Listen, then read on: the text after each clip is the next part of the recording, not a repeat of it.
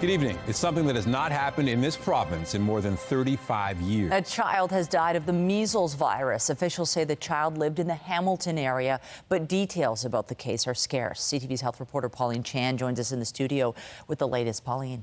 Thanks very much, Michelle and Nathan.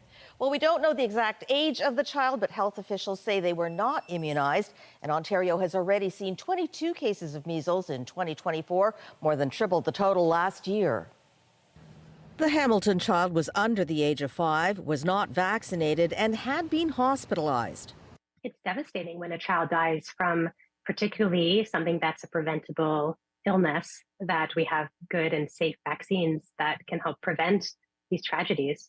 Measles symptoms typically include a runny nose, high fever, cough, red watery eyes, and a red rash lasting about 4 to 7 days.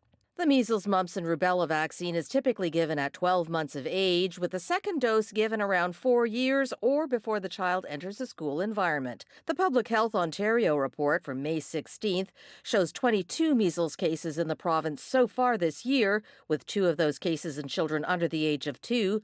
7 were in kids age 1 to 4, and there were also 7 cases in people aged 20 to 39. This was in Ontario. It's important to remember, too, that there are over 130,000 deaths per year from measles around the world. Dr. Isaac Bogosh says measles can infect key parts of the body like the brain and is often followed by other infections like pneumonia, which can be lethal. Measles is a profoundly immunosuppressing virus. Dr. Dina Kulik points to recent gaps in vaccination programs due in part to the COVID-19 pandemic. There's lots online and social media and on the internet that says that these illnesses are quite benign, that your child will likely not get infected, that they rarely cause significant illness or death, and that simply is not true. About 1 in 1,000 children with measles will die from that illness. That is a very significant and real number. Ontario's health ministry issued a statement today saying, "Our heart goes out to the family that has tragically lost their child. Our thoughts are with them as they navigate this challenging time." This is the first reported measles death since Ontario began keeping records 35 years ago in 1989.